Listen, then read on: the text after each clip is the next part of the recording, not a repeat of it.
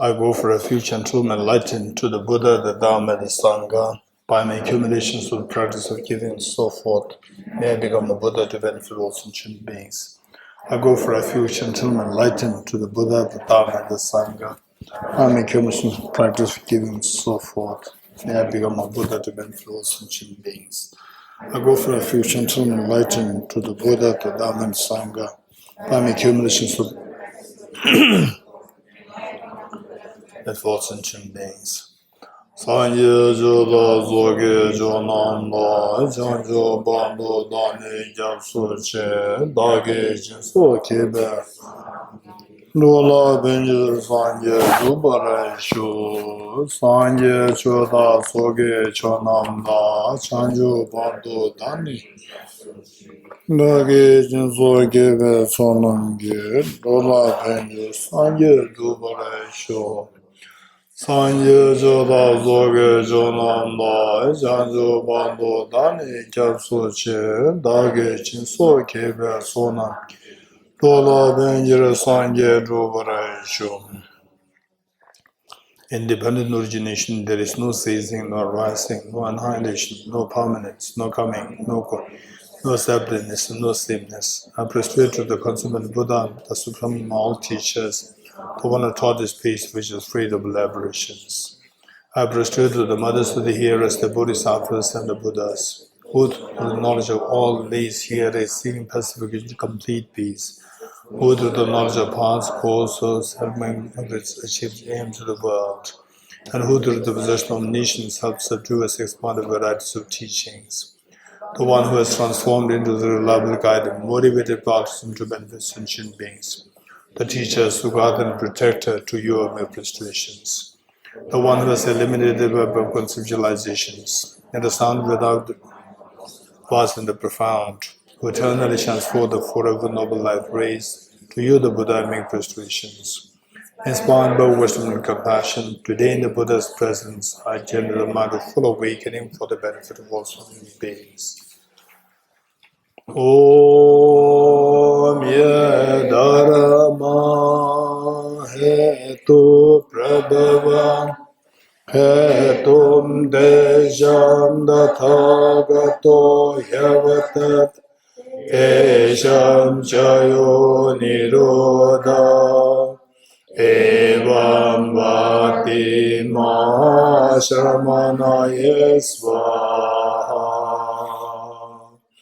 Om ye dharma hetu prabhavam hetum tejam dathagato yavatat tesham chayo nirodha evam vati mahashramanaye svaha. Om ye dharma hetu prabhavam hetum tesham dathagato yavatat tesham chayo nirodha evam vati mahashramanaye svaha. All phenomena arise from causes. The causes are taught by the Tathagata. The cessation process is well as taught by the great seer. Profound, peaceful, elaboration-free, clear light and non-composite. Such natural light Dharma I've discovered. Finding no one who can fathom this teaching in silence out of time words. Beyond utterance, thought, and expression is the professional wisdom, which is unborn, unceased, and has a natural space. Is object of apprehension, self-realized wisdom. To you, the mother of the Buddhas of 3 times of baby sins. All composite things are impermanent. All contaminated things are substantial suffering. All phenomena are the nature of emptiness and selflessness. Transcendent sorrow is peace. The Guru is the Buddha, the Guru is the Dharma, likewise the Guru is the Sangha. The Guru is the source of everything wholesome. I go for refuge in the Guru. By the sound of the vibrant drum of Dharma, you liberate all beings from miseries. I beseech you to kindly remain and give teachings until the end of the expanse of billions of aeons. The Buddha does not watch the negativities of beings, nor does he remove their miseries by his hands. His spiritual realizations are not transferred to them. It is by teaching the truth of the sustenance that the beings are liberated. With folded hands, I beseech the Buddhas of all directions to shine the light of Dharma for all bewildered miseries gloom. If you attach to this life, you are not a spiritual practitioner. If you attach to samsara, you have no renunciation. If you attach to your own self-interest, you have no bodhicitta. If there is grasping, you do not have the view.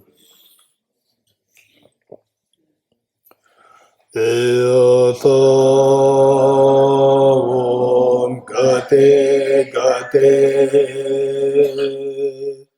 Paragate Parasamgate Bodhisvatyata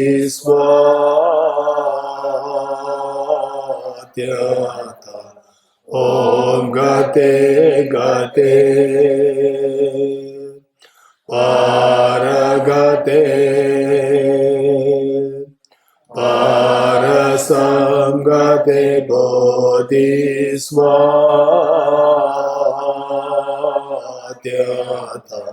Om Gate Gate Paragate Parasamgate Bodhisvaha.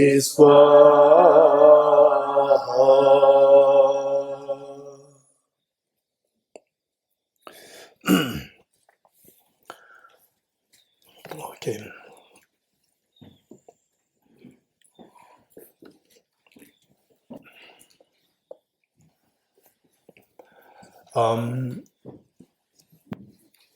Whatever we do, of course, there should be a purpose.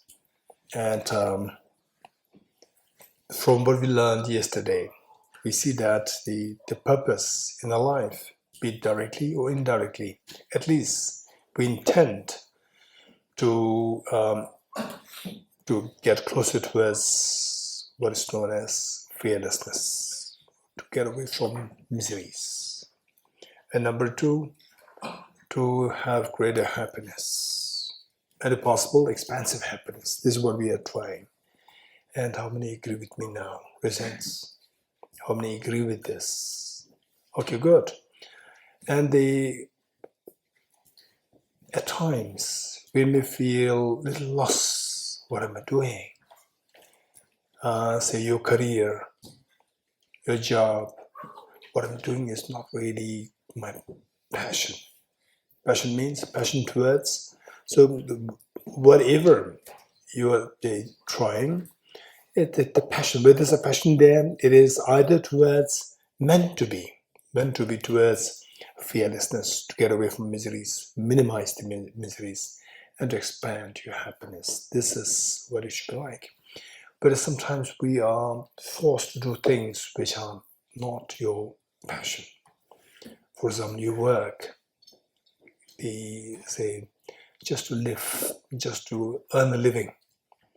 You do things like corporate work you may not be too keen on, but where you get good amount of money and you have the skills, but you're not keen on this.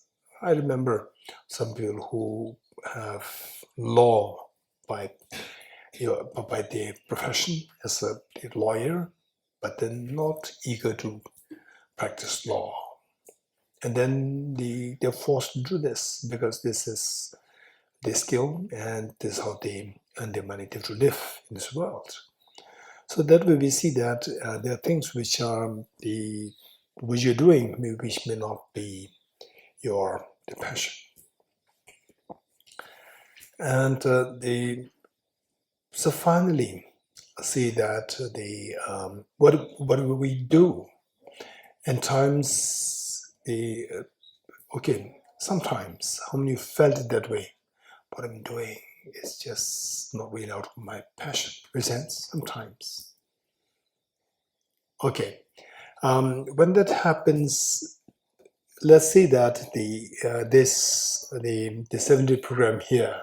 From this, just see if there's a way by which we can learn how to how to transform all what you see, what you hear, what you experience into Dharma. Dharma meaning something which takes you towards what you want, towards fearlessness and towards happiness. This is what the great teacher, Milarepa, he said, for me, whatever I see is the scriptures. Whatever I hear is the mantras. Whatever comes to my mind, this is the Dharma. Meaning that, so whatever I see, scriptures we see, it is so precious. From this we learn many things. From all what I'm seeing, good things, bad things, beautiful weather, bad weather, pollution, clean air, so whatever. So from there, there are always lessons to take that we can learn from.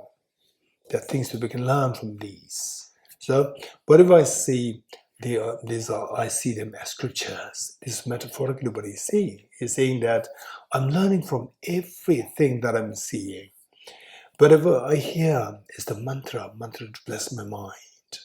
Whatever I hear, bad things, good things, very pleasant, is healing. Bad things, from this I have to learn that I should not be saying these bad things towards other people. And so that way I grow myself. I grow in your fearlessness, and I grow in the happiness.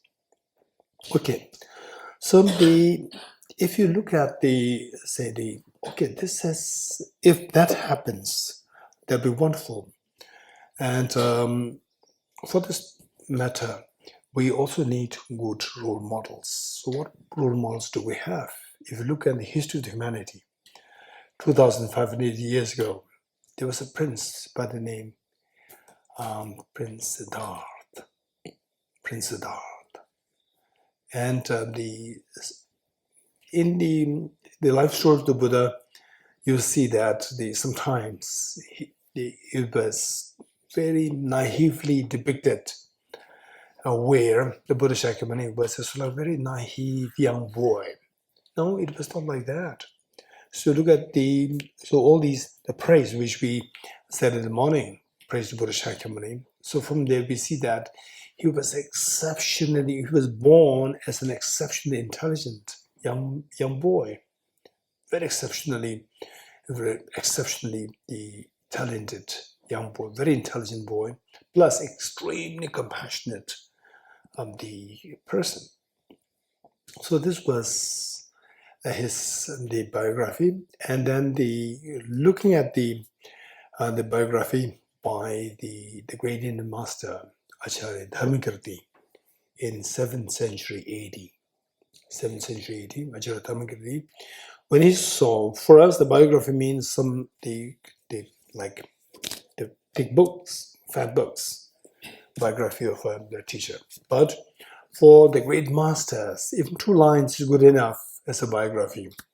So for Acharya Dharmakirti, a great logician who wrote Pramanavartika, and in fact I would say that on this planet Earth, pertaining to establishing establishing the phenomena of rebirth, reincarnation, and the one that he wrote, perhaps that is the best, the write-up on the rebirth. That's the best one. But of course, it requires a lot of, the intellectual skills, intelligence, and experience all combined together. We can see that this is an exceptionally a gift for the humanity by this great master, Acharya Dharmakirti. So what happened was that it was in 7th century AD. He came across just 2 lines, which we just read. The one who has transformed into the reliable guide, motivated by altruism to benefit sentient beings, the teacher, Sugata, protector to your frustrations, is on page 5. Page 5 of the book which you read just now. The one who has transformed. Okay, now do you see that? Okay, let us read this together. The one who has transformed into the reliable guide, motivated by altruism to benefit sentient beings, the teacher, Sugata, and protector, to you are my prostrations. Just the 2 lines. In Tibetan, it is Tsemar Gyurba Tola Pensheba, Dumba Deshe Gyubla Cha Tse Ne. And then the 2 additional lines, Dogging into Dua, that's a bit Tsemar Gyurba Tsushin Shibar Cha. This is the Tibetan form. Tsemar Gyurba Tola Pensheba, Dumba Deshe Gyubla Cha Tse Ne. The 2 lines there. And Acharya Dharmagirdi, reading these 2 lines, could see the whole biography of the Buddha.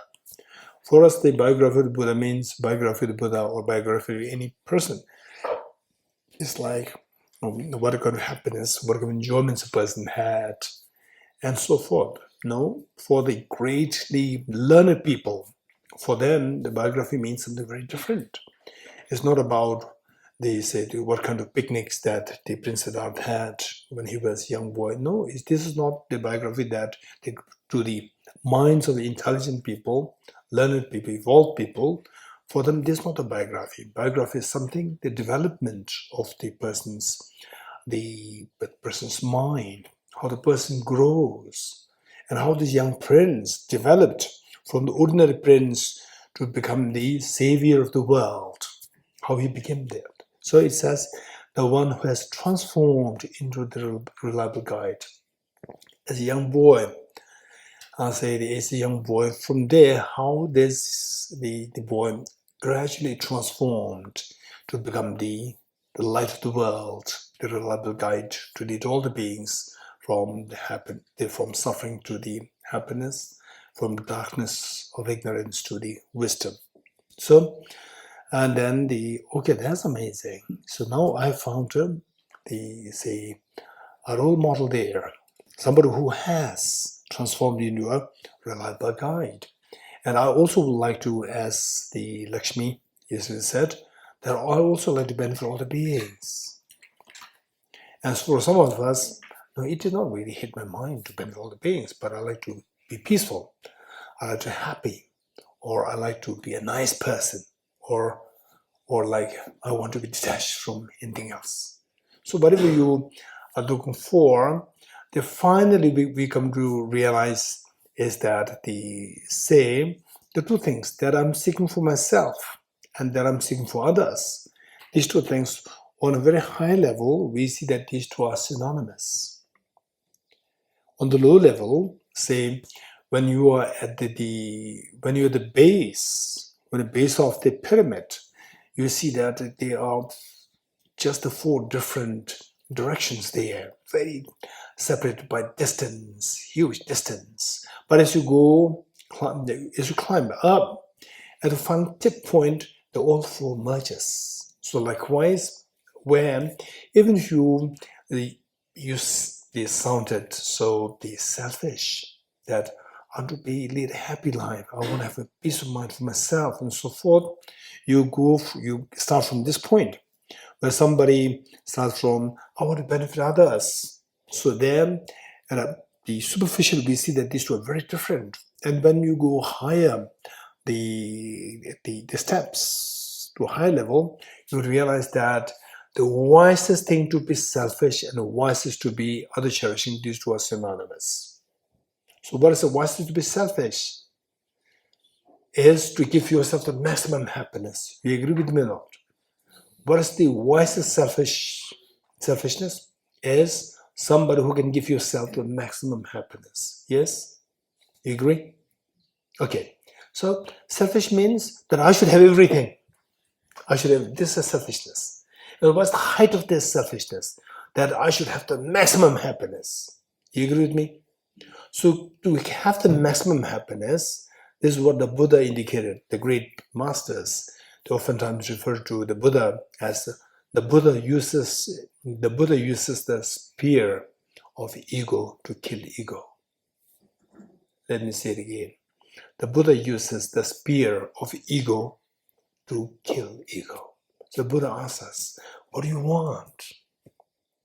Oftentimes, some of my friends, when I meet them, and then they bring their own friends, and they would say that they would introduce me to them, their own friends, saying that Geshe, he's the director of Tibet House, he has programs on the master's course, non-traditional course, you must go there to Tibet house to attend classes. I said, don't make it so boring, right? Please come to Tibet house not for classes, for a cup of tea. So therefore, it is not that, that everybody should be the classes. Everybody should be, say, the another master's course, another Dharma course. That's not the point. The point is that first we have to ask, what do you want? What do you want? So if the person says that, they say, I want happiness. So I'm tired of this life. So problematic. Some people, they will say that I'm tired of my family. Right? I'm tired of my family members. Okay. So they want total freedom, some kind of nirvana from the family. This is what people are seeking, some people. So the point is that, what are you seeking? So they would start saying that, I want happiness. And from there, if you want the real happiness, what real happiness do you want? 10%, 50%, or 100%? Was the answer? If possible, 100%. If possible, 100%. Is it doable? Answer is yes, it's doable. So if you want 100% happiness, okay, just let us think of that. Just think of one moment in your life when you feel the happiest, like a genuine divine experience. I don't know about the divine as God, goddesses, but really extremely peaceful and so happy and very calm. Tranquil and peaceful. Anyone who wants to share your experience? Well, how many had that experience before? At least once, raise your hands. Okay. Is there anybody who likes to share your moments? Anyone? Raise your hands? Yes.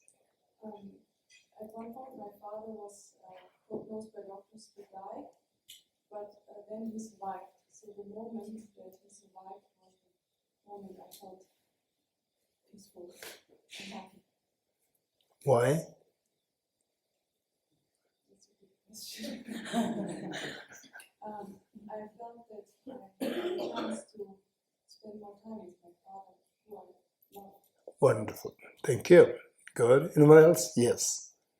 The moment I realized that I would never be at peace until I get rid of hostility towards anyone, even if I never see them again.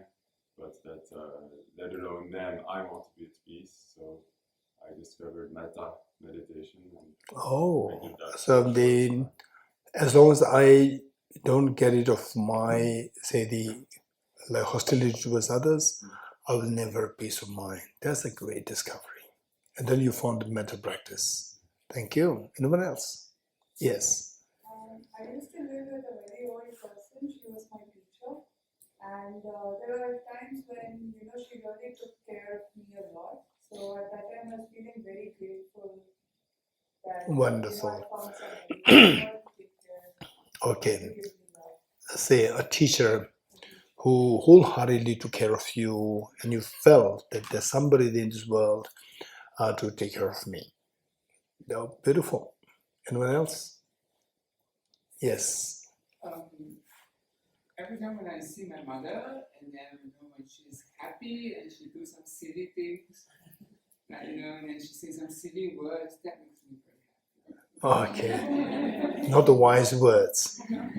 Silly, as I said, sometimes she'll give me some response that I was impressed, That makes me very happy. Wonderful.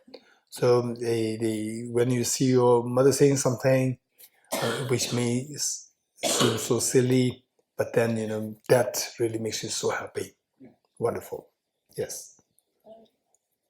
When I was in Australia, we had a Sorry Day ceremony for the Indigenous people, and we were all together wishing for the same thing. And I find when I'm in big groups of people who put effort and want to practice the same thing, it makes me feel very uplifted. To see that the Sorry Day for the indigenous people, and that too not just on an individual level, on a large scale, when that is happening, wow, this is hope for humanity. It's so beautiful. Yeah, the mistakes done by the past generation, And now the next generation, they become more matured to see that this is wrong. So we're sorry.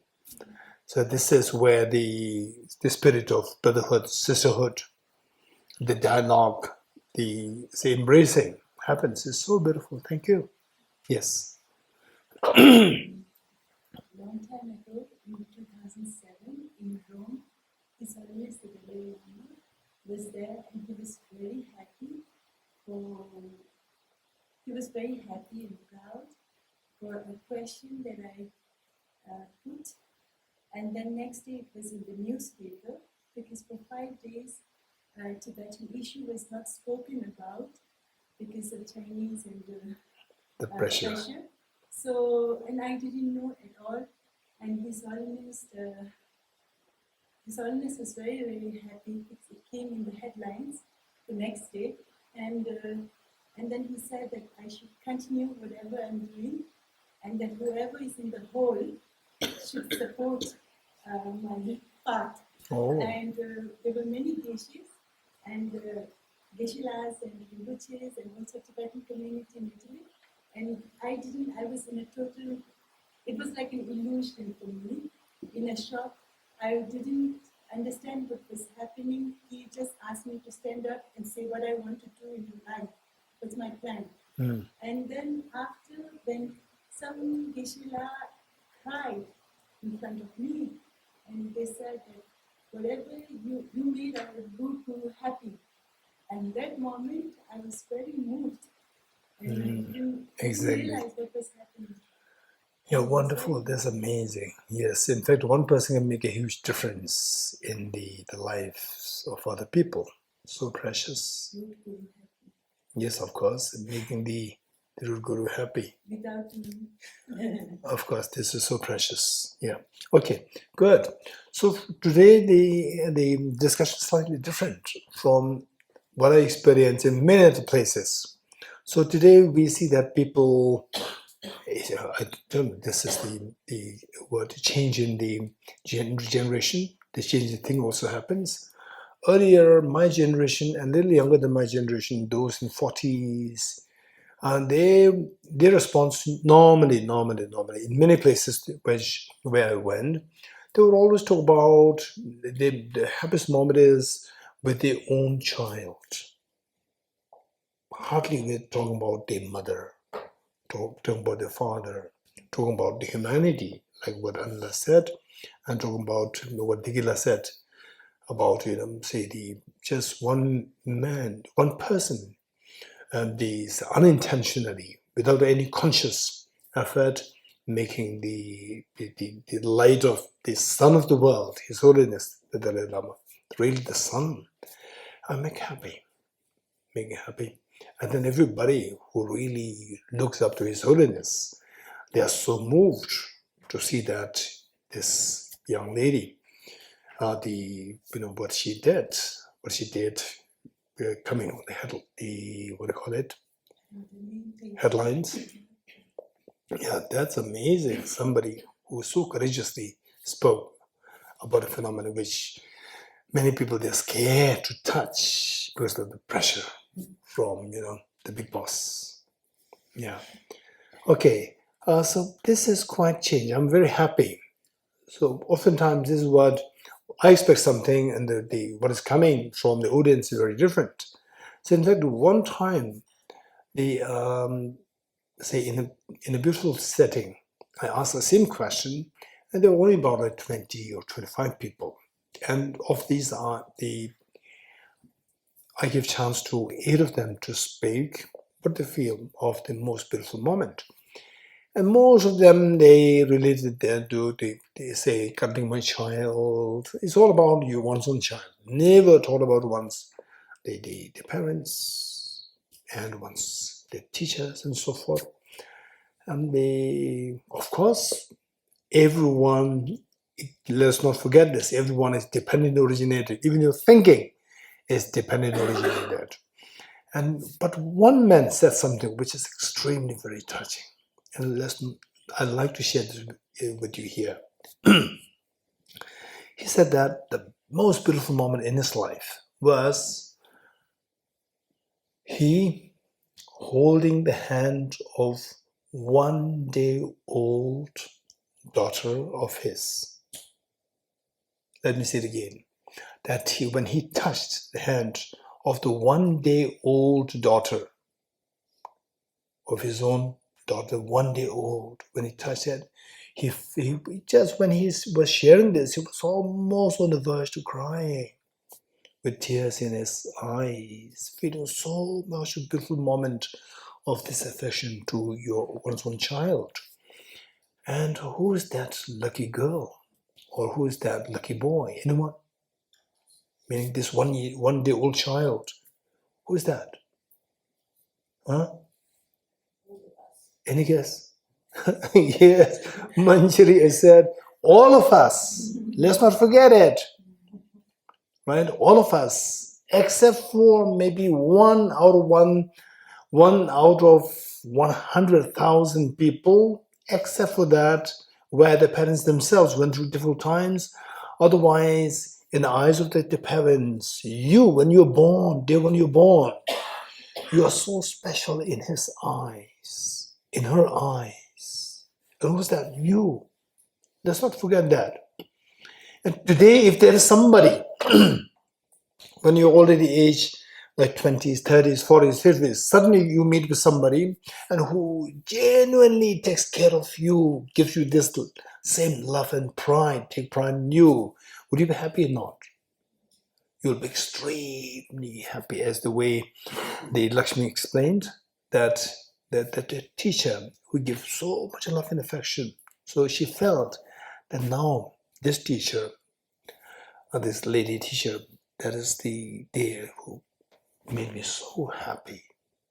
So this is so precious. And today, if we suddenly find somebody, we see that life is so challenging. You go out and you have to compete to survive. Survival of the fittest. So this is what is happening there. And suddenly you come across somebody who is extremely, genuinely compassionate, loving and caring for you. You for sure see that this is like a divine, like a Buddha or the Bodhisattvas. So who is that on this earth? Your parents. Let's not forget that. They're when you're born. Although we have no idea. When my father was explaining, they explained about me when I was just like 1 year old and terribly sick all the time. And then and my father used to, this was what my father was telling me, that my mother, who passed away when I was just 5 years old, and she would always fight with my father, saying that you are killing my son. And she was holding me so tightly every day. This was what my father used to explain to me, that your mother really loved you so much. And although I have no memory of what that is like, but listen from him, I could imagine what that is like, the feeling that she felt towards me as a young child. So let's not forget these moments. So from this, what we see is that the most beautiful moment is when you feel this love and affection. This is a magic.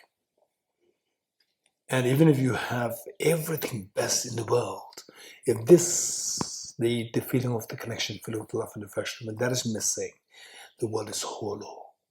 Let's not forget it. And even the BMW cars, all these things, they are just like metals, that's it.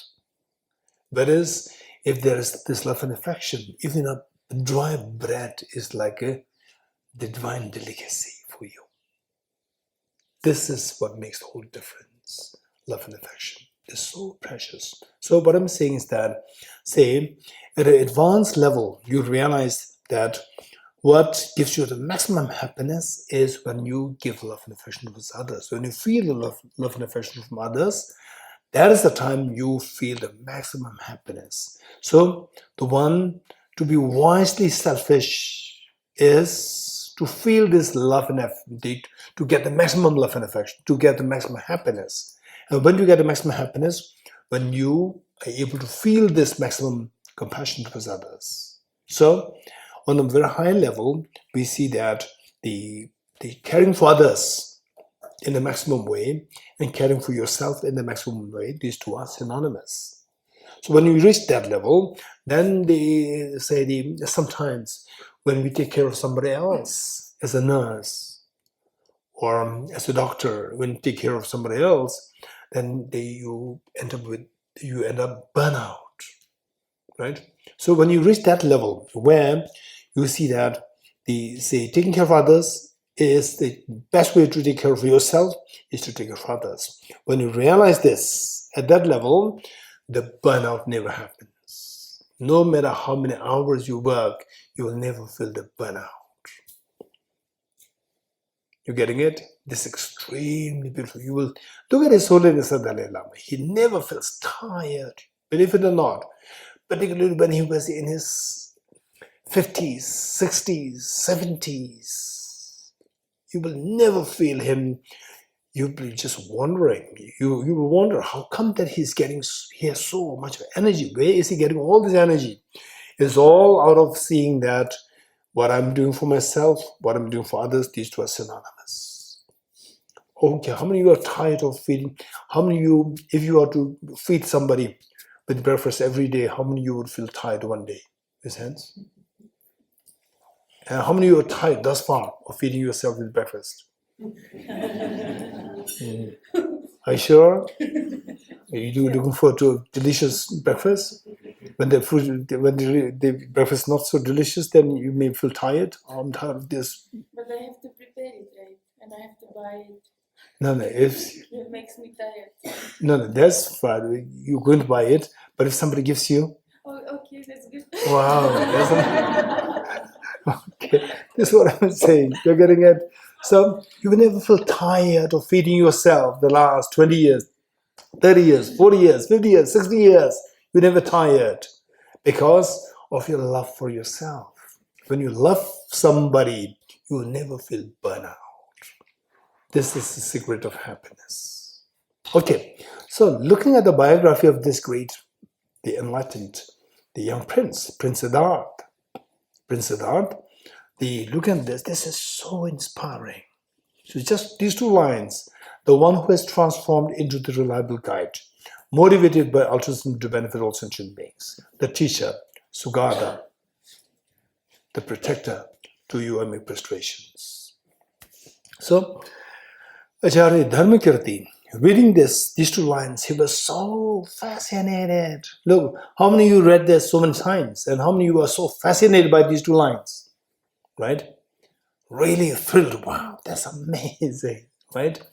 Okay, if it did not strike you with this amount of awe, don't worry. We study this more, and then you will come to learn the spiritual realization of this author, Acharya Dharmakirti.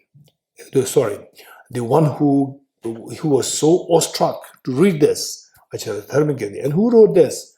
Acharya Dignaga. Acharya Dignaga in 6th century AD. Two of them separated by 100 years, 1 century, 100 years. Okay, so Acharya Dignaga, he wrote this, and these two lines, I so well remember, His Holiness the Dalai Lama oftentimes begins his teachings with these two lines, and then explain, give all the discourse on the basis of these two lines. And I remember 2013, when His Holiness was in Delhi, early morning, the Secretary of His Holiness called me up and said that, okay, His Holiness wants you to be in the hotel right now. It was, I think, about like 8 o'clock in the morning or 7:30, and I rushed to the site, to the hotel. And then His Holiness gave me a detailed instruction how to run Tibet house, and alongside some personal, advice on Dharma practice and so forth. And he cited these two lines.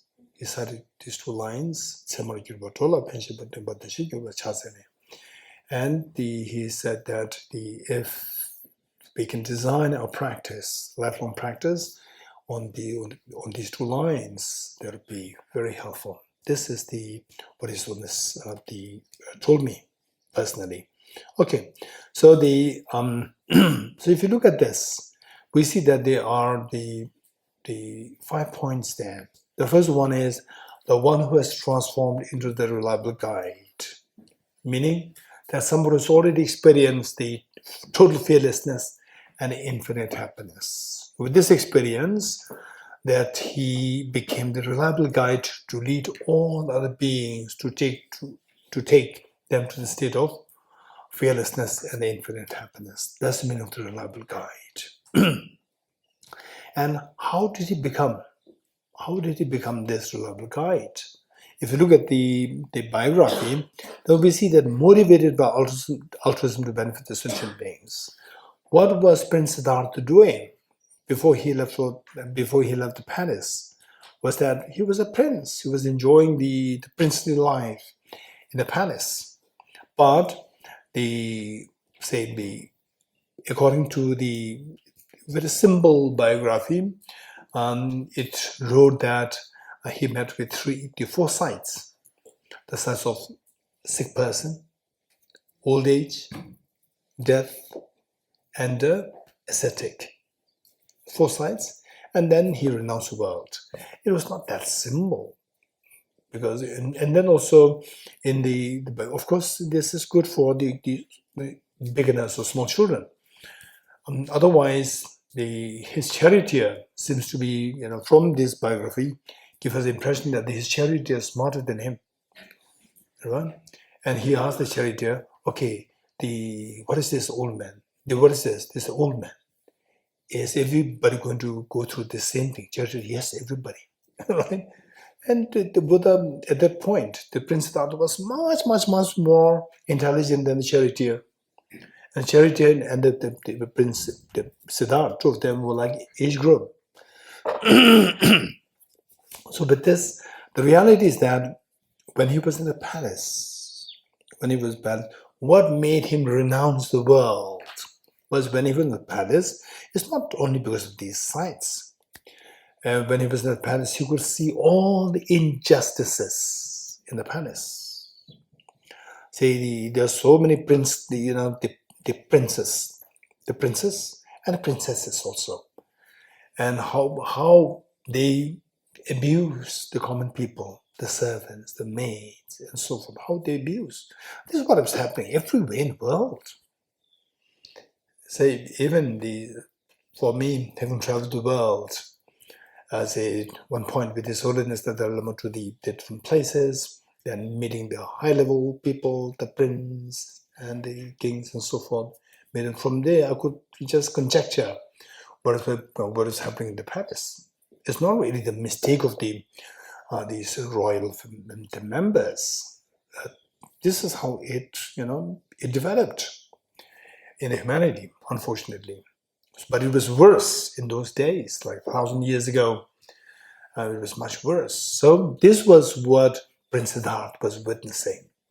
So much injustices in a palace. And likewise, so many wars happening among the kingdoms, and how many people die, how many innocent people die. And the children, they become the orphans and the widows. Witness all these things, this young prince, it said to what? The one who is transformed into a reliable guide, then motivated by altruism to benefit all the beings. So seeing that this is the reality of the world, if I just become the next prince, if I become the next king, if I continue to lead my life as what I should be, then I'll become the next king. But what can I do to solve the problems of the sentient beings? No, I'll just become a king, that's it, and then one day I'll die.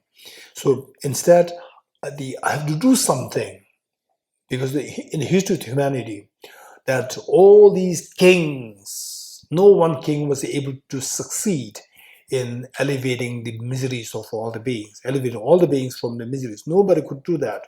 So I must do something different. I should not lead, the ordinary princely life. I must look for a solution. And for that matter, I have to revolutionize what I should be doing. So he left the palace. all the motivated by altruism to benefit sentient beings. How to benefit the beings? To look for the solution. So he left the palace. And to look for the solution, first he met with his first teacher Alar Kalam. Teacher Alar Kalam. And they say in a meditative, what we call is the shamatha meditation, and then the shamatha meditation accompanied by what is known as special insight meditation. These two are combined together. There are various levels of the realizations over the 4 jhanas, 4 meditative concentrations. They're the 4 formless meditative concentrations. And this teacher, Alar Kalam, here is all the 4. He completed the first 4 jhanas, and the next 4, he reached the third one, the realm of the vacuity, the meditative concentration of the realm of vacuity. So the first 4 known as the first concentration level, the first 4 form realms, then the next 4 formless realms. So in other words, in samsara, so this is what we need to learn. The whole samsara is divided into 3 groups. Desire realm, kamalok, then the form realm, rupalok, and the formless realm, arupalok. Let me say this again. The whole samsara is divided into 3 groups. The first one is desire realm. In Tibetan, dukkam, desire realm. In Sanskrit, the kamalok. The next one is the form realm, physical form realm. In Tibetan, sukham. In Sanskrit, rupalok. And the third one is formless realm. In Tibetan, sumekam. In Sanskrit, arupalok. Okay, kamalok, rupalok, arupalok. Dukkam, sukham, sumekam. Form realm, desire realm, form realm, formless realm. Okay, if we get time, then we'll go into more detail into these 3 later on. So the first teacher, the form and formless, they are marked by a very profound meditative experience. If you don't have the deep meditative experience, you cannot take birth there in the formless. But for somebody who is learning about the Bodhicitta, who is learning about wisdom of emptiness, so forth, better not to take birth in formless. Because there it is like saying, what do you think is the tendency for the people who are going through, tough times, people who go through a very luxurious life, right? Of the 2, and who do you think will come to Dharma more? Huh? The motivation is because you suffer, so you're looking for a solution. Exactly. So, who do you think will turn towards the Dharma more? Exceptions are there. Those who suffered, or those who lead an extremely luxurious life? Suffered. Good. Okay, so therefore in form and formless, the problem is that there is no manifest suffering. In the form and formless realm, there is no manifest suffering. Even within the desire realm, there's one realm, the Deva realm, the realm of the God. Within the desire realm, they manifest suffering so less that once you take birth there, then even if you see to something, you may just bid bye-bye and leave. Right? So, whereas if in the desire realm, where marked by the extensive suffering, then to something becomes so vibrant, so meaningful. Otherwise, when you're in this, the God and Goddess realm, the forms both are God and Goddesses. In the desire realm also there is a section on the God and Goddess as a God and Goddess realm. So there, the joy is too much that your mind does not really turn towards Dharma. Okay, so formless, but in a formless, the meditative experience is extremely profound. And the first form, then followed by the formless, infinite space, formless. The formless realms, infinite space, infinite consciousness, vacuity, and peak of existence, peak of samsara. Let me say this again. Infinite space, infinite consciousness, vacuity, and the peak of existence, peak of samsara. And if you want to know more, we can touch on this area after a while, not now. Okay, of these the four formless realms are the meditative concentration of four formless realms. The first teacher completed the third one, which is the vacuity. He achieved the meditative concentration of the vacuity realm of the formless realm. He achieved that. And Prince Siddhartha followed him, and within a short span of time, the Prince Siddhartha attained the same realization as the teacher. And Prince Siddhartha asked for more teachings. And the teacher said that you've already attained whatever I have. You've already attained everything. There's nothing more to attain. Stay with me. All my students are your students. And the Prince Siddhartha said that, but I came here to look for the solution for the problems for all the sentient beings, and still I could not find the solution. So he left and found the second teacher. Second teacher was Udreka, Acharya Udreka. And Acharya Udreka, he's the one whose meditative concentration has reached the last point, peak of existence.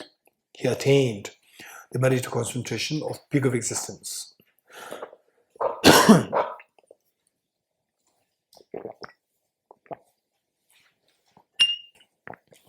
Okay, and then the Prince Siddhartha again followed the instructions of the teacher Acharya Udreka, and very soon he reached the same level as the teacher. Made more requests. Again, the teacher said same thing, because that teacher Udreka, we cannot really blame him for the reason that within samsara he has already reached the highest level, and beyond that is nirvana. So to reach beyond that, what should you do? Anyone guess?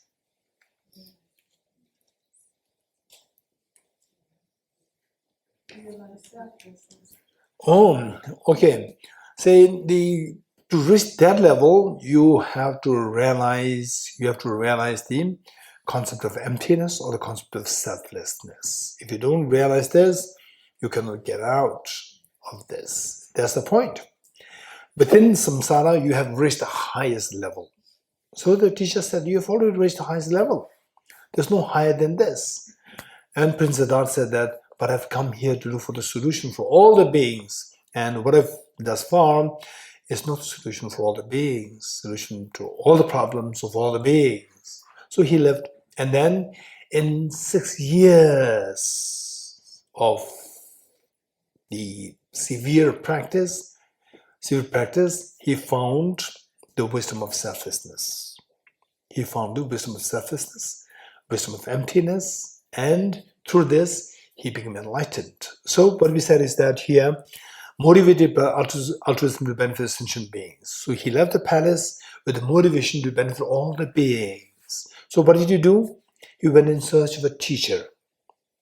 So what is next? The teacher. The teacher does not mean to look for the teacher. Teacher means that he's searching for the wisdom which he has to teach the beings to liberate the beings from suffering. Let me repeat it.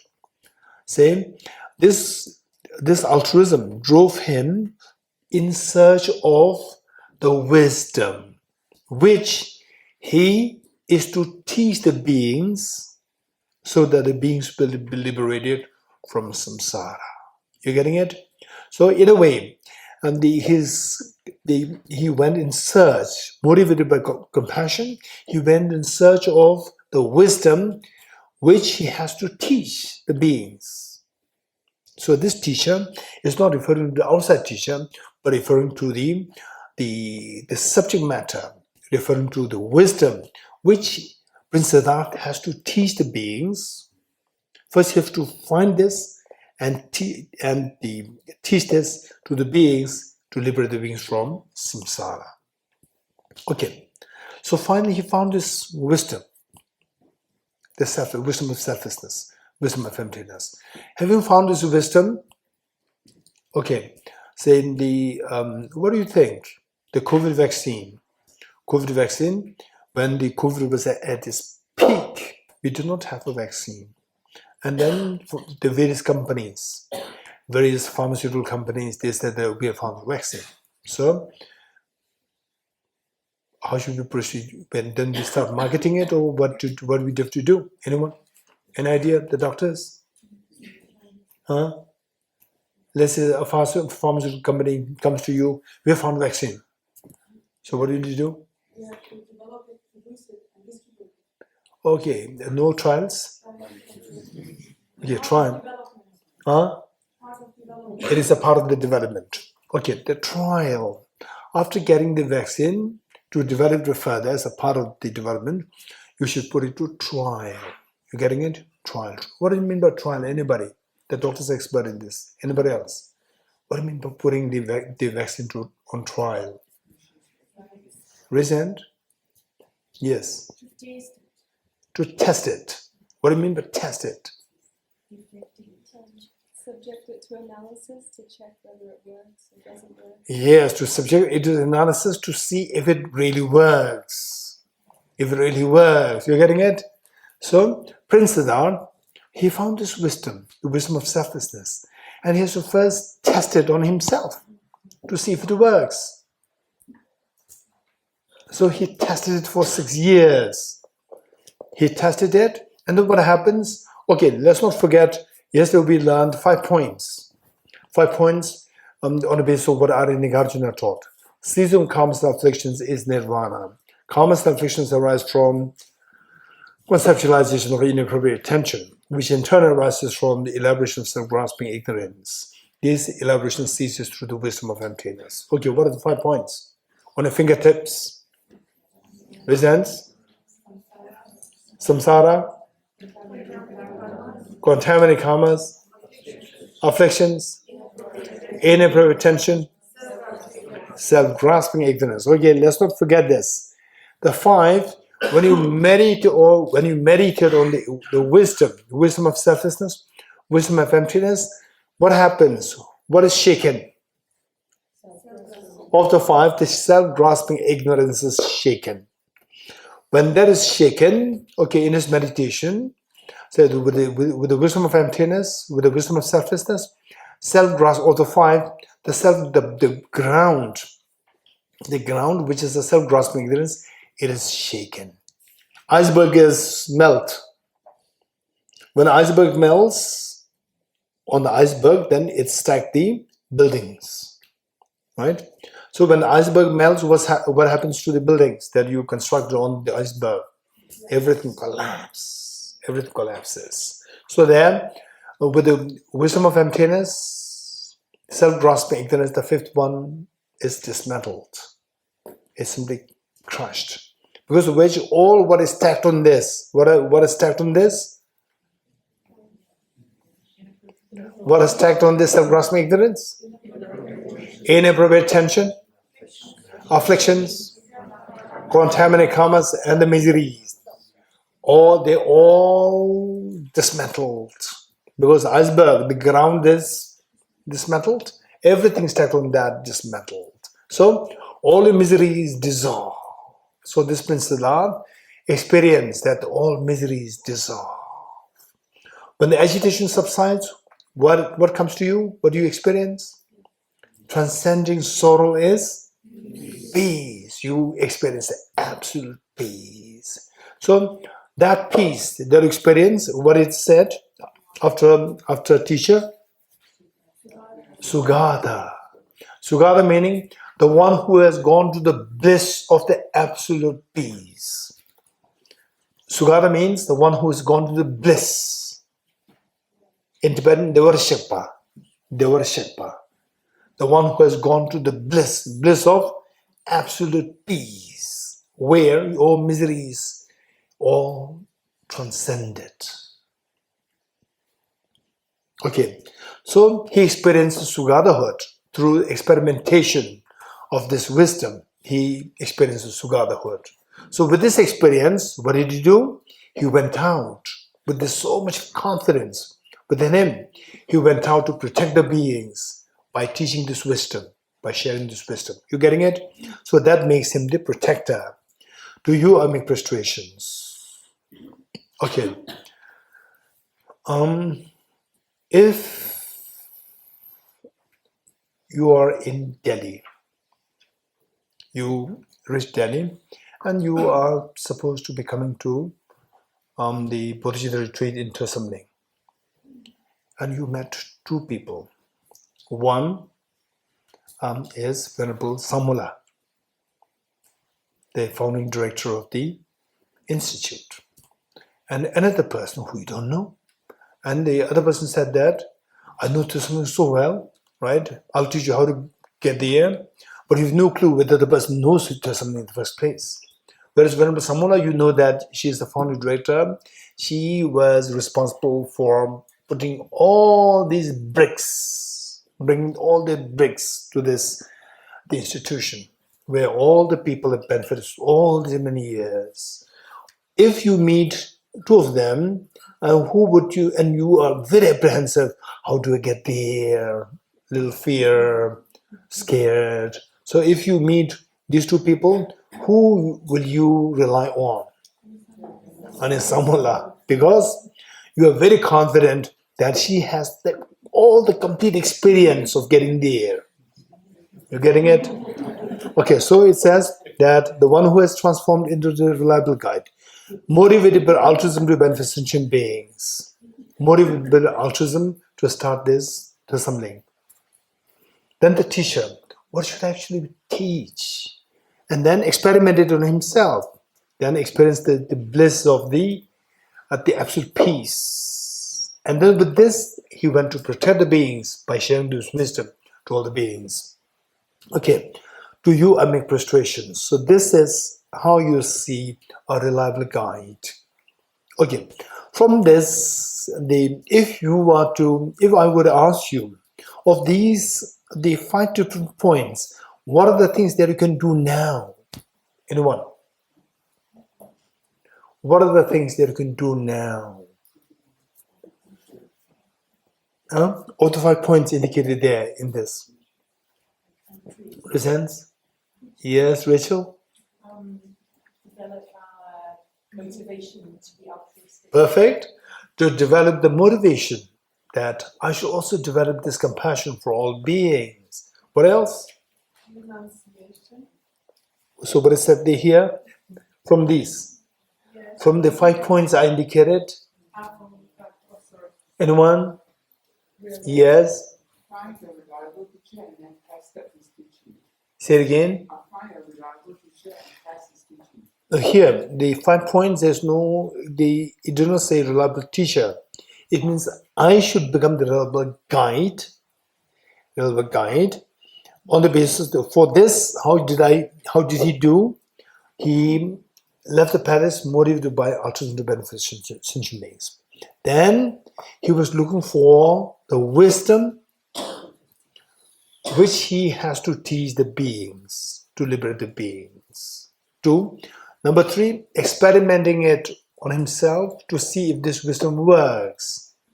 And then finally, experiencing the Sugatahood, then he went to protect the beings by giving the teachings. So, of the 5 points, what are the things that you can do now? Yes? We can experiment on ourselves. Experiment which one? If the teachings we receive, we can experiment and see if it works. Oh, experiment what? The wisdom. The wisdom. Do you have the wisdom now? Huh? Are you sure? Okay, if you don't have the wisdom, then there's not if you don't have the ingredients, you cannot experiment the food, right? So what should we do? Collect wisdom. Collect wisdom. Collect the wisdom. You're getting it? Collect the wisdom. So these are two things that we can do now. And experimentation comes later. Experimentation comes later. The two things, cultivating compassion and cultivating wisdom, these two things can happen now.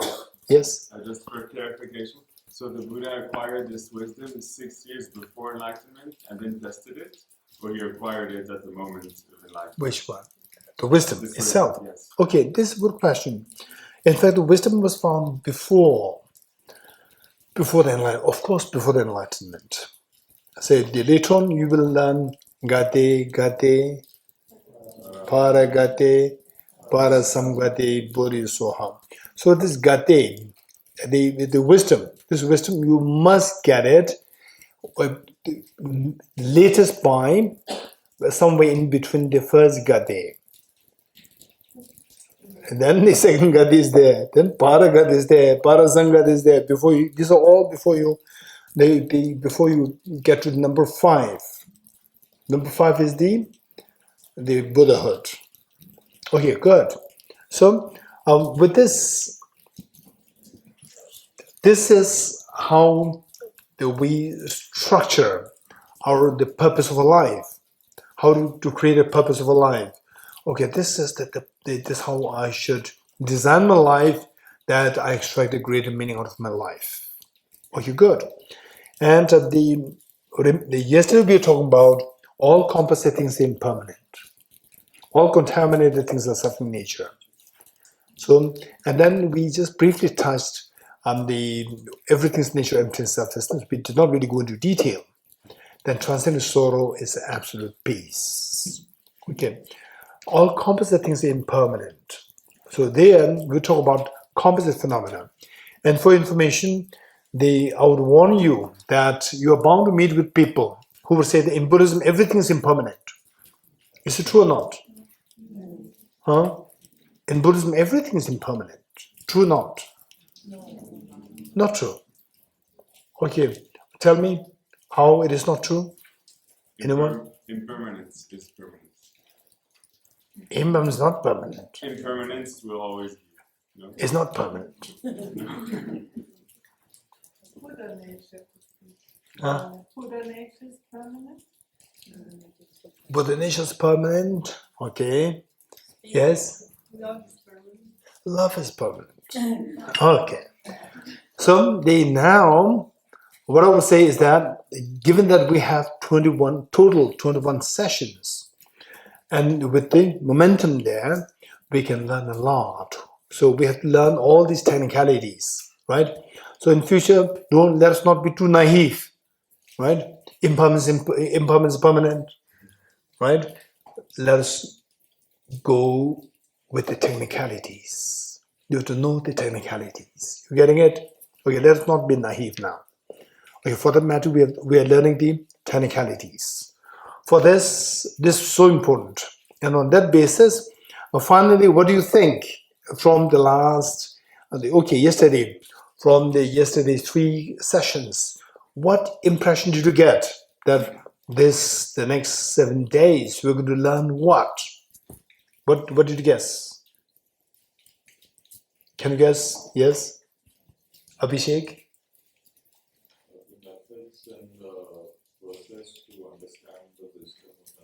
Exactly.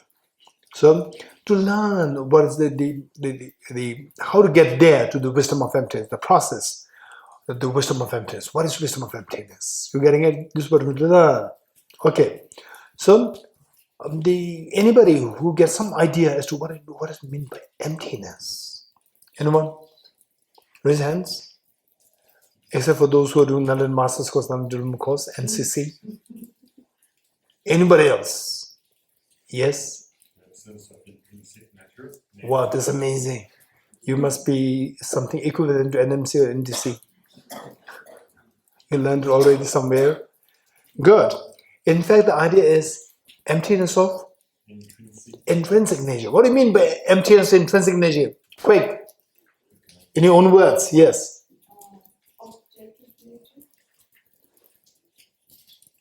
What do you mean by absence of intrinsic nature? Absence of objective nature. Very good. Okay. What's the opposite of objective nature? Subjective nature. You getting it? Okay, now the many of us, some of us we may think that, okay, seems like there are so many people who are already exposed to Buddhist philosophy for a long time. I'm just a beginner. So what I want from you is two things. What am I looking for? What are the two things? Passion to learn. And then what next? Consistency. As long as you have these two things, I don't care whether you have NDC, NMC, NCC, or equivalent of NMC, NDC, NCC. You're getting it? So as long as you do these two things, I'm happy. Okay. And this, because of this, that we are doing stepwise. Now the technicalities. Why we are trying to go into this technicality is that, so finally, say, when do you say the fear, how many you had a nightmare in your dream? At least once in a lifetime. Nightmare in a dream, presents? Nightmare. Very scary dreams, presents? Okay. Never had such a dream, presents? Never had a scary dream. Which means we all had. Okay. And how many of you are happy with the scary dreams? Raise hands. Not happy. Okay. So when you're not happy with the scary dreams, what should you do? Wake up. You get it? In what way? These are very serious questions. It may seem so simple, but these are very serious questions. In what way waking up helps you to get out of this scary dream? Anyone? Here? Another? Wake up. In what way the waking up helps you to get away from the scary dreams? How does it help you? Anyone? I become happy. Huh? I become happy that it was a dream. Okay. You are happy that the fear dissolves. The moment you discover that it's a dream, how did it help you? How you waking up, how did it help you to get into the fear? Coming to know that this is a dream. Realizing it was a dream. Realizing it is a dream, yes? Okay. So do you all, yes, Lakshmi? No, but what we see was different from what I meant. Exactly. So Lakshmi put it so nicely.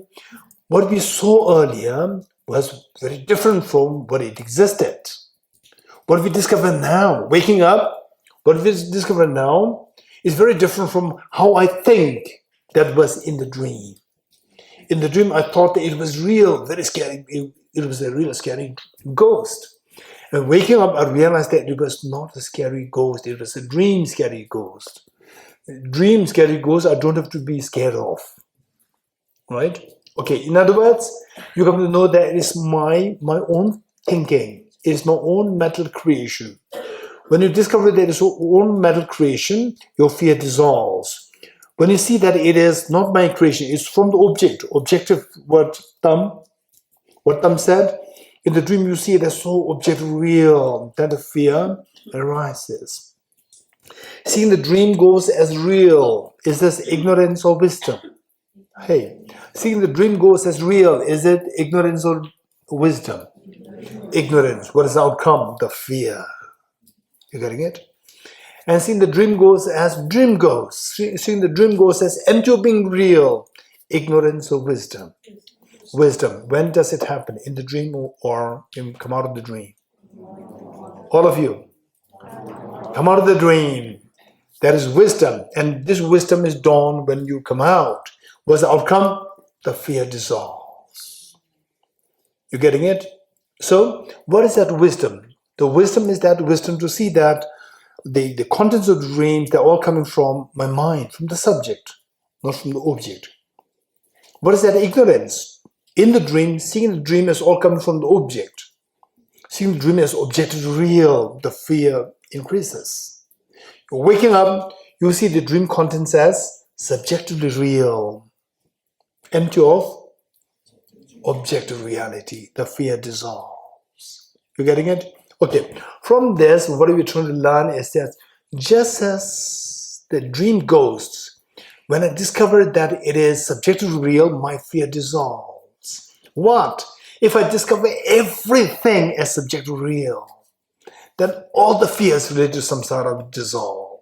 Can you imagine that? Can you imagine that? Oh, wow, that's amazing. From this example of the dream, suddenly I can relate this to my real life, samsara. That if I see the whole samsara, everything as subjective real, is like waking up, and then you're all samsaric, the nightmare stops. Can you imagine that? Can you conjecture that?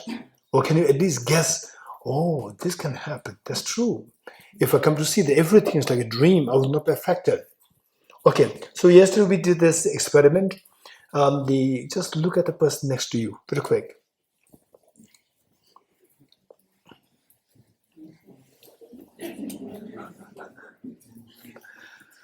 Okay, you know what I'm going to ask you not to smile, but you smiled. Are you good? Well, the mother and son is more serious. Are you good? Okay, now look. Just think of the same person. What we did yesterday, do it again. Think of the same person who made you smile. Just think of that. Close your eyes and think of the same person who made you smile.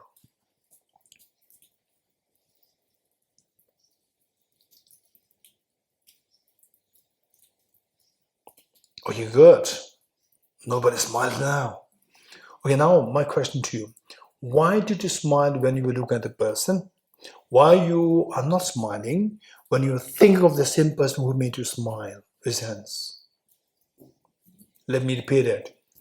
Why, when you were looking at the other person, it made you smile? Why, when you were thinking of the person, with eyes closed, just think of the person who made you smile, your smile does not come out? Why? Yes. We smile by respect for them. Okay, respect. No. It's an automatic response. You're getting it? Okay, anyone else? Yes, Manjariji. With my eyes closed, I know that the image of Kirti is a mental construct. Yes, okay. How many agree with Manjariji? That when I close my eyes, I know that this image is coming purely from my own mental construct. Right? It's just my mental construct. Why should I smile at it? Right? If you smile, it is time for you to go to mental hospital. Right? So therefore you don't smile. Yes, over there, what's your name? The Japanese lady here. Your name? Yes. Huh? Yuri, yes. What's the answer? I saw her face, and I think her is objectively real, but I close my eyes thinking this is subject. Okay, so Yuri articulated what Manjari just said in a different wording. So what Manjari just said, what Yuri said, these two are just same. What Yuri is saying is that when I look at the other person, with my eyes, I see the other person is objectively real. Then, say it's an automatic response in the form of, say, smile. Whereas when I think of this person, I know that what comes to my mind is purely subjectively real, is not objectively real. So the moment you discover that is subjectively real, empty of objective reality, the emotional loss of control due to the emotion starts. Okay, so from this, do you agree with me that we are trying to learn in this course of the 7 days, try to learn how everything is coming from your subjective mind? If you know that, if you learn that everything is coming from a subjective mind, all agitations, mental agitations stirred by viewing things as objective real will stop. You understand what I'm saying? Good. So this is, and then how easy it is. Just look around you. The paintings there, on the altar, the people around you, the beautiful lights. You look at all these things and see how do they appear to you. Objective real or subjective real? How do they appear to you? Tell me. Objective real. Okay. And when do things appear to you as objective real? In the dream or in the waking state? How many hours do you have in a day? 24 hours. In 24 hours, how many hours things appear as objective real and how many hours things appear as objective real? 24 hours.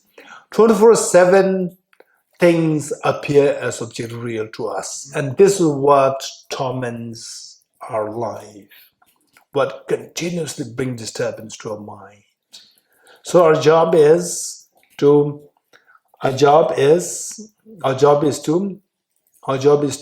see things as subjective real. Learn how to see things as subjective real. And so when do you see things as subjective real? You see dream as subjective real in the dream or outside dream? Outside dream. So what should you do to get out of the dream? Wake up. You getting it? Wake up. So the dream, there are two kinds. One is a conventional dream and the other one is an unconventional dream. Conventional dream, we wake up from the conventional dream every day. But from the unconventional dream, we have never woken up from this unconventional dream. 24/7, we have been having the unconventional dream. 24/7. So from this dream, we never woke up. We have never woken up from this dream. So our effort must be, till we wake up from this unconventional dream, we continue to suffer in samsara. We continue to suffer in samsara. Only when you wake up from the unconventional dream, our samsaric miseries will stop. That's the end. This is the meaning of transcending sorrow is absolute peace. So our job is to wake up from the silver of ignorance so that we can discover that everything is empty of objective reality. You getting it? Good. And Prince Siddhartha, he discovered this and he became enlightened under the Bodhi tree. And after becoming enlightened, meant to share this wisdom with all other beings, the Prince Siddhartha, the Buddha, then revered as the Buddha Shakyamuni, remained silent for 49 days, not giving any teachings, not sharing any wisdom.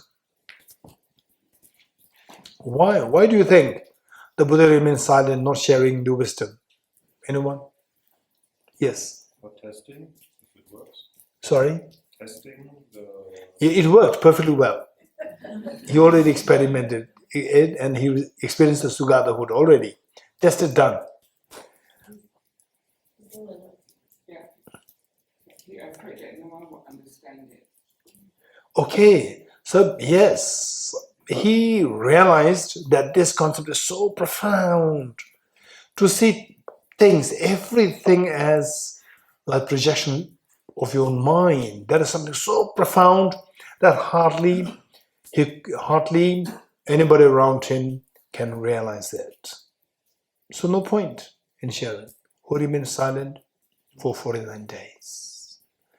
Then the kings of the celestial beings, Indra and Brahma, through the clairvoyance, they came to discover, they came to know that on the planet Earth, Prince Siddhartha became the full awakened one. And yet, while meant to share this wisdom with all other beings, to free the beings from suffering, and he remained silent for 49 days. He should not have been silent. So they descended with prostrations to the Buddha and requested, please turn the wheel of Dharma. Turn the wheel of Dharma means give teachings. This theme the request made. Then the Buddha uttered this verse. Profound, peaceful, elaboration-free, clear light, and non-composite.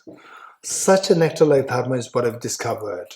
Finding no one who can fathom this teaching, in silence I will return to the words. This is what the Buddha said. Saying that this teaching that I've discovered, the fact that I've discovered that everything's like a dream, that nothing exists objectively, is so profound that hardly anybody can understand this. So I rather return to the words in silence. Then the Indra and Brahma, Indra offered the conch to the Buddha.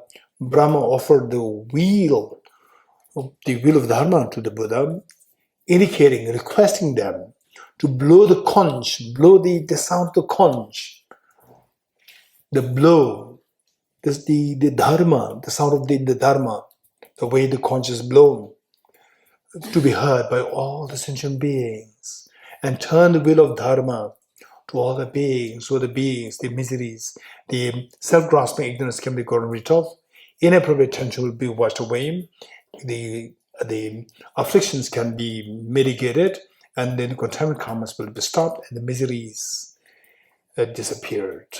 So please turn the wheel of Dharma. Then the Buddha headed towards Sarnath, Varanasi, and Buddha gave him the first sermon. Okay, so in all, it is said that the Buddha gave three, the three are referred to as all the teachings of the Buddha subsumed under what is known as the three turnings of the wheel of Dharma. Okay, to know the three turnings of the wheel of Dharma, what we know is that we need to know for each of the turnings of the wheel of Dharma, the first one, second one, third one, we need to know the place, the target audience, and the subject matter. To know the three turnings of the wheel of Dharma, we need to know three things for each of the turnings of the wheel of Dharma: the place, the target audience, and the subject matter. Of.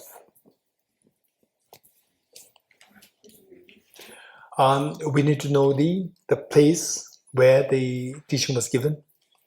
We need to know the target audience. Target audience, to whom this teaching was given. Then number three, the subject matter. What is the subject matter of these teachings? Okay, the first turning wheel of Dharma. The place-wise is the Varanasi or Sarnath. Sarnath is a smaller place within Varanasi. Sarnath or Varanasi. And to know the target audience, we need to know the four Buddhist philosophical schools. Four Buddhist schools of the philosophy, or four schools of the Buddhist philosophy. The four. We need to know these four. Same. Please make sure that you have on your fingertips, particularly those who are hearing this for the first time, because there are many of them who already know all these things. They learned this many years ago, and if you don't learn this on your fingertips, then the others, we are actually not doing justice to the people who already learned this before, and that we are going at a very slow pace. If you learn this on the fingertips very fast, then the others who already learned this, they can also enjoy this in the class more effectively. Okay, the four schools. The first one is Vaibhashika. Vaibhashika, V-A-I-B-H-A-K-A, Vaibhashika school. Number two, Sautrantika school, S-A-U-T-R-A-N-T-I-K-A, Sautrantika.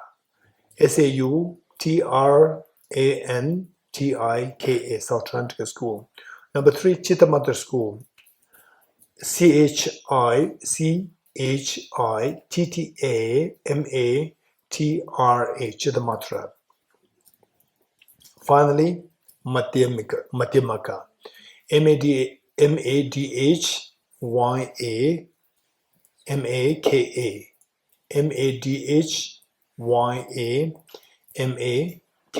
Madhyamaka. Okay, and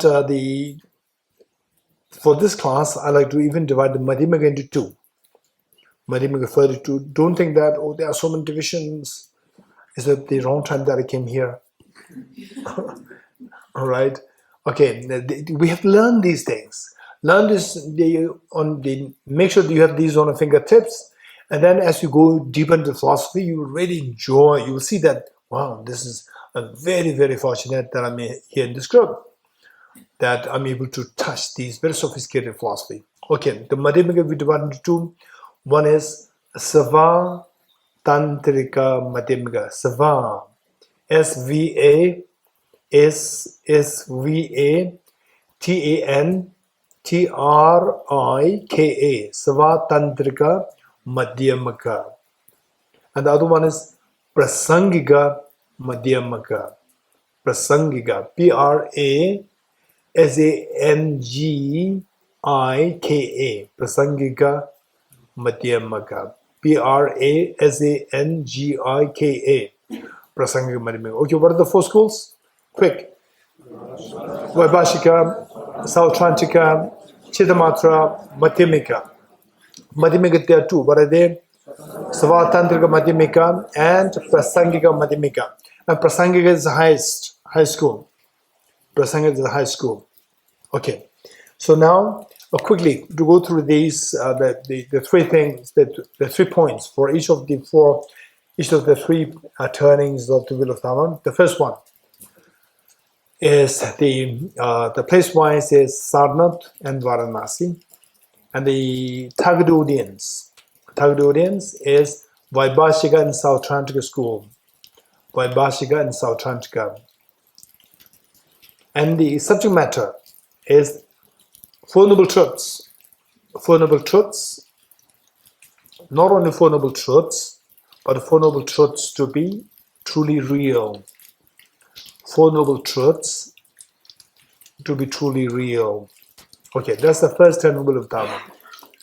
Four Noble Truths. Four Noble Truths to be truly real. Or truly real Four Noble Truths. That's better. Truly real Four Noble Truths. Second noble of Dharma. Second noble of Dharma, place-wise, Rajgir, R-A-J-G-H-I-R, or G-I-R, Rajgir. And the target audience, Madhyamaka, not the Chittamatra. Madhyamaka, the fourth one. The fourth one. For the second noble of Dharma, the target audience is the fourth one, Madhyamaka. Both the Madhyamakas. Then the subject matter is what is known as the emptiness of intrinsicality, emptiness of self-characteristics, emptiness of self-characteristics, also referred to as the emptiness of objective reality, or Perfection of Wisdom Sutra. Perfection of Wisdom Sutra.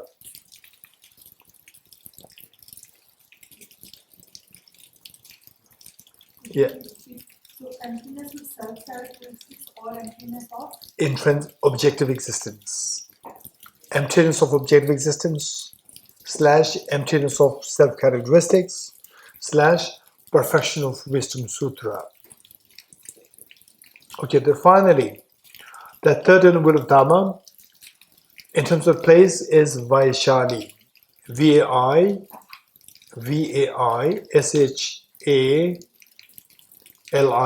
Vaishali. And in terms of the target audience, Chittamatra. Target audience, Chittamatra. And the subject matter,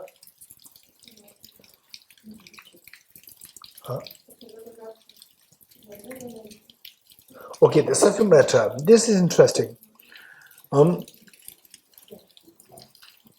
Third noble of Dharma, in Vaishali, what happened was that it's not that simple.